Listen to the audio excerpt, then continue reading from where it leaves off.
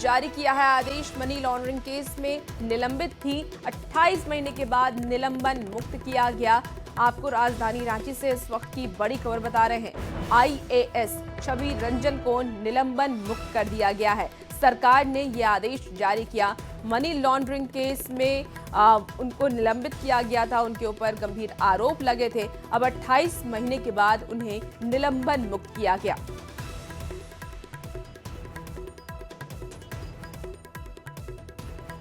तो आईएएस को निलंबन मुक्त कर दिया गया है। आईएएस छवि रंजन को निलंबन मुक्त किया है। रांची से आपको ये बड़ी खबर। छवि रंजन को सरकार के द्वारा रियायत मिली है और उनका निलंबन अब वापस हो चुका है। खासतौर से बात करें तो छवि रंजन जमीन घोटाले मामले में ईडी के द्वारा गिरफ्तार किए गए थे और इस पूरे मामले में उन्हें 29 महीनों तक जेल में रहना पड़ा। सुप्रीम कोर्ट की जमानत मिलने के बाद वो जेल से बाहर आए और अब सरकार के द्वारा उन्हें जो निलंबन है उनका खत्म किया गया है। अब देखना होगा कि उन्हें किस विभाग की जिम्मेवारी दी जाती है और किस तरह से सरकार जो है उन्हें आने वाले दिनों में कौन से विभाग में रखती है, ये देखना दिलचस्प होगा। कैमरामैन प्रभाकर के साथ ओम प्रकाश, न्यूज़ 18 रांची। इसी बीच देखिए रांची से एक और बड़ी खबर आ रही है, जहां शिक्षकों पर बच्चों की पिटाई का आरोप लगा है। 7वीं और 10वीं के छात्रों से पिटाई का ये गंभीर आरोप लगाया गया है। घटना में बच्चे गंभीर रूप से घायल हो गए हैं। छात्रों के परिजनों ने स्कूल में जमकर हंगामा किया। परिजनों और शिक्षकों के बीच हाथापाई भी हुई। आरोपी शिक्षकों पर कार्रवाई की मांग अब परिजनों की तरफ से की जा रही है। आपको बता दें कि बच्चों के आपसी झगड़े में ये पिटाई की गई। सेंट जॉन हाई स्कूल का ये पूरा मामला सामने आया है। लोअर बाजार थाना क्षेत्र का ये मामला है। बड़ी खबर आपको बता रहे हैं, जहां छात्रों के परिजनों ने स्कूल में हंगामा किया है। ये 2 तस्वीरें भी आपको दिखा रहे हैं कि किस तरीके से हंगामा किया जा रहा है। ज्यादा जानकारी के साथ न्यूज़ 18 संवाददाता ओम प्रकाश इस वक्त सीधे हमारे साथ जुड़ गए हैं। ओम प्रकाश, शिक्षकों पर बच्चों की पिटाई का आरोप लगा है, क्या कुछ और जानकारी है और फिलहाल पुलिस की तरफ से क्या एक्शन लिया जा रहा है?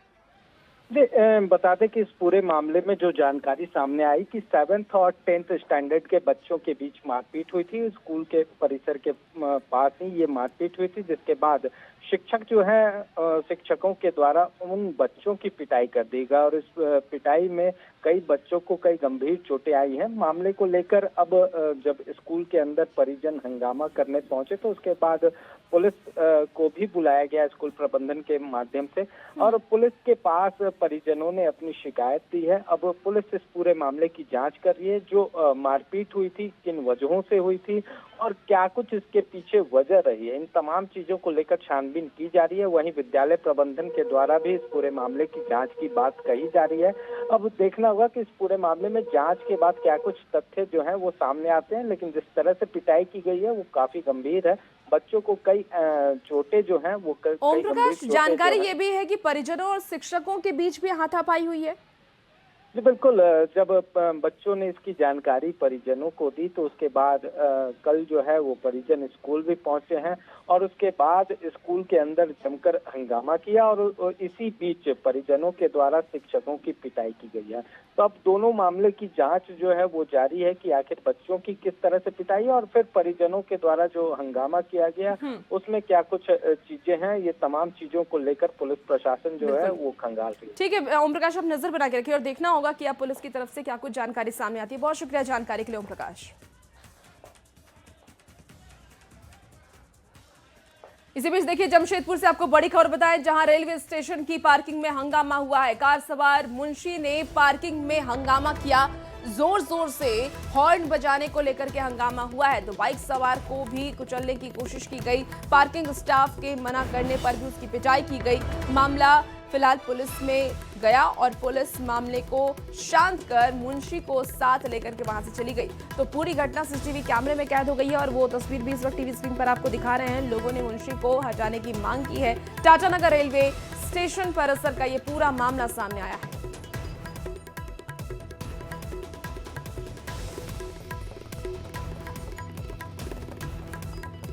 इसी बीच आपको देखिए बोकारो से भी बड़ी खबर बताएं, जहां बोकारो थर्मल पावर प्लांट से विद्युत का उत्पादन हुआ है बंद। आपको बता दें कि डीवीसी को प्रतिदिन हो रहा है 5.71 करोड़ का नुकसान।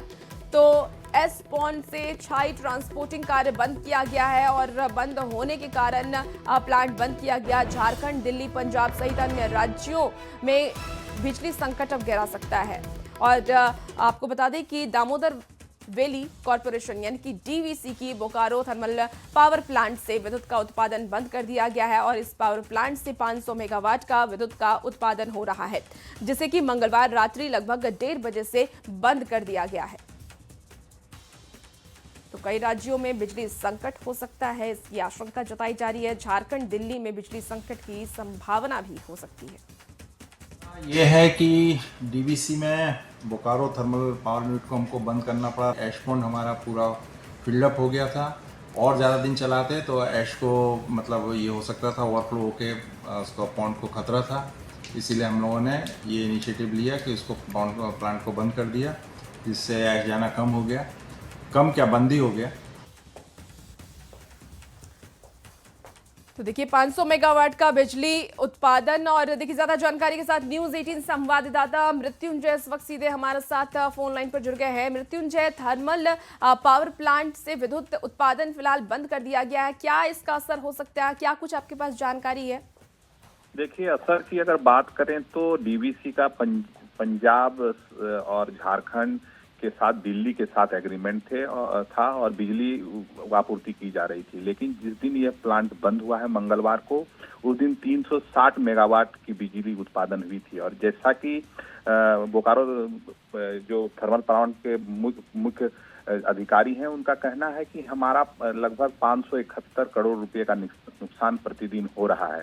और ये जो कारण है कि 15 जुलाई से जो एस का जो ट्रांसपोर्टिंग है वो पूरी तरह से बंद है। विस्थापित और जो ट्रांसपोर्ट एसोसिएशन के लोग हैं उनके बीच जो है दोनों का एक मांग था जिसे पूरा नहीं किया गया, जिस कारण जो डीवीसी का जो छाई का स्टॉक है वो पूरी तरह से भर गया है।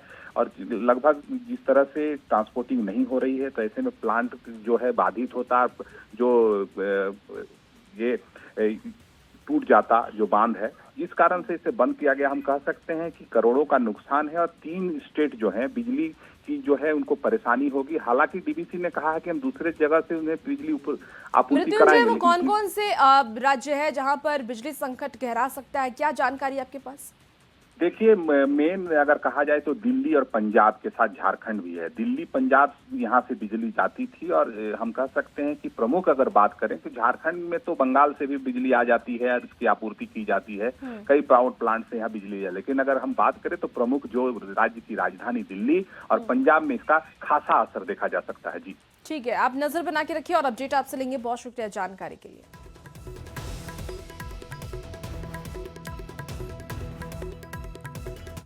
चलिए चाईबासा से आपको इस बीच बड़ी खबर बताएं, जहां नकली विदेशी शराब फैक्ट्री का खुलासा हुआ है। पुराने घर में अवैध शराब की फैक्ट्री मिली है, तो 101 पेटी तैयार अवैध शराब को जब्त भी कर लिया गया है। उत्पाद विभाग को ये बड़ी सफलता हाथ लगी है। 500 लीटर स्प्रिट भी उसमें बरामद की गई। जब्त शराब की कीमत 20 से 22 लाख रुपए बताई जा रही है। जिंक पानी थाना क्षेत्र का ये पूरा मामला सामने आया है। तो चाईबासा से आपको ये बड़ी खबर बताएं, नकली विदेशी शराब फैक्ट्री का ये बड़ा खुलासा हुआ है। पुराने घर में अवैध शराब की फैक्ट्री मिली है।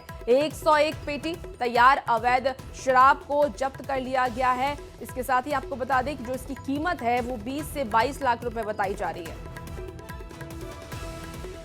और उस चाड़ाबासा गांव के थोड़ी दूरी पर एक सुनसान घर था, जहां भारी मात्रा में शराब बनाने का अड्डा था, संचालित था, जहां छापामारी की गई, विधिवत तलाशी ली गई, जिसके क्रम में वहां शराब बनाने का उपकरण, काफ़ी मात्रा में कॉर्क, ढक्कन, खाली बोतल, रैपर, लेबल, ये सब बरामद किया गया है। और अभी वहां कोई व्यक्ति उपलब्ध नहीं था, उसकी तलाशी ली जा रही है, छानबीन की जा रही है, तत्पश्चात उस पर आगे कार्रवाई की जाए। और बड़ी खबर लातेहार से है, जहां पुलिस के लगातार दबाव और सरकार की नई रणनीति के तहत जेजेएमपी के 2 हार्डकोर नक्सलियों को पुलिस के सामने समर्पण कर दिया। आपको बता दें कि लातेहार पुलिस मुख्यालय में आईजी शैलेंद्र सिन्हा और लातेहार एसपी कुमार गौरव की मौजूदगी में जेजेएमपी के सब जोनल कमांडर ब्रजेश यादव और इसके साथ ही एरिया कमांडर अवधेश लोहरा ने आत्मसमर्पण किया है। सब जोनल कमांडर ब्रजेश के खिलाफ जिले के विभिन्न थाना क्षेत्रों में 10 मामले दर्ज हैं, जबकि एरिया कमांडर अवधेश के खिलाफ 3 मामला दर्ज है। ब्रजेश पर सरकार ने 5 लाख रुपए का इनाम घोषित किया हुआ था। जिला में जेजेएमपी के 2 उग्रवादियों का आत्मसमर्पण कराया गया है। लातेहार डिस्ट्रिक्ट में जिस तरह पूरे झारखंड में और देश भर में नक्सलियों और नक्सल स्प्लिंटर ग्रुप्स जो हैं उनके विरुद्ध में अभियान लगातार हम लोग कर रहे हैं और इस वर्ष लातेहार पुलिस को भी काफ़ी सफलता मिली है। सर्वप्रथम मई माह में हम लोगों ने जो जेजेएमपी के सुप्रीमो के साथ इनकाउंटर हुआ था, उसकी मृत्यु हुई थी। उसके बाद सीपीआई माओइस्ट के संबंध में भी इनकाउंटर हुआ था। इन सफलता के बाद कई सारे ऐसे नक्सली थे जो माओवादी भी हैं और नक्सल स्प्लिंटर ग्रुप से भी हैं, जो मुख्य धारा में जोड़ने का प्रयास किए। आज यहाँ जेजेएमपी के 2 उग्रवादी हमारे सामने आत्मसमर्पण कर रहे हैं और ये जो समर्पण कर रहे हैं वह सरकार की एक पॉलिसी है, नई दिशा, उसके तहत किया जा रहा है। चलिए बात अब घाटशिला उपचुनाव की कर लेते हैं। तो देखिए वोटिंग खत्म हो चुकी है और कल का इंतजार हर किसी को है। 14 नवंबर को काउंटिंग होगा। ऐसे में घाटशिला उपचुनाव को लेकर के 13 प्रत्याशियों की किस्मत ईवीएम में कैद हो गई है। 14 तारीख को ईवीएम खुलने के साथ ही प्रत्याशियों की किस्मत का फैसला होगा, मगर उससे पहले सभी राजनीतिक दल के प्रत्याशी अब रिलैक्स मूड में नजर आ रहे हैं, अपनी अपनी जीत का दावा भी कर रहे हैं। और इस दौरान स्ट्रांग रूम के बाहर बने बीजेपी के टेंट में बीजेपी उम्मीदवार बाबूलाल सोरेन अपने समर्थकों के साथ हंसी मजाक करते हुए भी नजर आए। इस दौरान उन्होंने घाटशिला में जीत का दावा भी किया।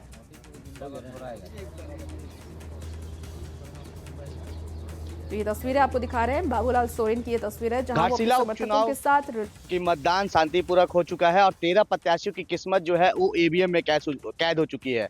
भाजपा के प्रत्याशी बाबूलाल सोरेन से बात करेंगे। दादा, किस्मत तो ईवीएम में कैद हो चुकी है। सही बात है और जो जनता का आशीर्वाद और वोट मिला है, निश्चित तौर पर हर कार्यकर्ता का मुस्कान जैसे कमल खिलता है वैसे हो गया। पूरा जनता, हर समाज के लोग आशीर्वाद के साथ वोट दिया। इस घाटशिला चुनाव में आपको बैल बोला गया है। मैं आदरणीय दादा हेमंत सोरेन जी को मैं धन्यवाद देना चाहता हूँ कि हमको बैल तो ये क्या, पिताजी को भी बैल दिया भैया बोला, तो निश्चित तौर पर जो जेएमएम उसका हम लोग जो खेत खलियान का हाल जोता था वही फसल वो खा रहा है। 2029 में हर विधानसभा में कमल खिलेगा और हम लोग भारतीय जनता पार्टी यही घाटशिला से हम लोग हल चलाएंगे और पूरा झारखंड में कमल खिलेगा। ये थे बाबूलाल सोरेन जी, उन्होंने साफ तौर पर कहा कि मैं बैल हूँ और घाटशिला के खेतों से हल चलाऊंगा और कहीं ना कहीं 29 में पूरे झारखंड में कमल खिलाऊंगा। न्यूज़ 18 के लिए जमशेदपुर से आशीष कुमार तिवारी। देखिए, झारखंड स्वास्थ्य मंत्री इरफान अंसारी ने बिहार विधानसभा चुनाव में महागठबंधन की जीत का दावा किया। इरफान अंसारी ने यह कहा कि बिहार में जिस तरीके से बम्पर वोटिंग हुई वो ये बता रहा है कि जनता का मूड क्या है। वहीं उन्होंने ये भी कहा कि बिहार चुनाव में ऑब्जर्वर के रूप में पार्टी की तरफ से मौजूद थे और वहां जिस तरह की वोटिंग और फीडबैक उन्हें मिला है वो चौंकाने वाला है। झारखंड की तरह बिहार में भी रिजल्ट आने वाला है। मैं वहाँ का प्रभारी था, मैं कटिहार में कई पूर्णिया वगैरह का मैं इंचार्ज ऑब्जर्वर था। मैंने वोट दिला के मैं यहाँ आया हूँ और जनता जब सुन ली, जब 81% पोल कर रही है तो आप समझ लीजिए संकेत क्या है। हम भला ही एग्जिट पोल में हम हार जाएं, लेकिन 14 तारीख के जब ईवीएम जब खुलेगा ना तो आप देखिएगा कि जिस तरह झारखंड में चौंकाने वाला रिजल्ट आया था वो चौंकाने वाला रिजल्ट बिहार में आएगा और बिहार में हमें सरकार बनेगी और तेजस्वी यादव जी अगले मुख्यमंत्री होंगे। देखिए, झारखंड के पूर्व मुख्यमंत्री रघुवर दास ने प्रेस कॉन्फ्रेंस की है। पीसी में उन्होंने भगवान बिरसा मुंडा की 150वीं जयंती और जनजातीय गौरव दिवस पर यह कहा कि बीजेपी एक सप्ताह कई कार्यक्रम करेगी। साथ ही उन्होंने राज्य सरकार पर हमला बोलते हुए कहा कि ये सरकार आदिवासियों के साथ वोट बैंक की राजनीति पर इनका इस्तेमाल करती है।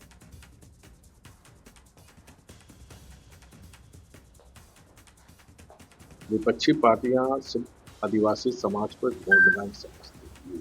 भारतीय जनता पार्टी आदिवासी समाज को एक विशाल परिवार और इन 11 वर्षों में जो हमारे जनजाति समाज के पूर्वजों को सम्मान हो, उत्थान हो या फिर उनकी लोक कल्याणकारी योजनाओं से उनका जीवन ऊंचा उठे, ये काम मोदी जी के नेतृत्व में पूरे देश में भारतीय जनता पार्टी की सरकार है। चलिए अब रुक करते हैं अगली खबर की ओर। तो राज्य स्थापना के साथ ही नक्सल समस्या बतौर सौगात में झारखंड को मिला है और राज्य गठन के समय 8 जिले नक्सल प्रभावित थे, लेकिन जल्द ही नक्सलियों ने राज्य में अपना प्रभाव बढ़ाया। लेकिन समय बदला और पुलिस का अभियान आक्रामक हुआ। नक्सलियों का ये साम्राज्य अब खत्म होने के कगार पर है। ये रिपोर्ट आपको दिखाते हैं।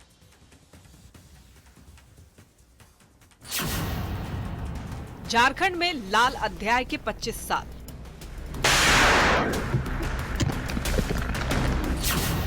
अब हटने को है आतंक का काला साया। 2000 को भारत के मानचित्र पर एक नए राज्य का उदय हुआ।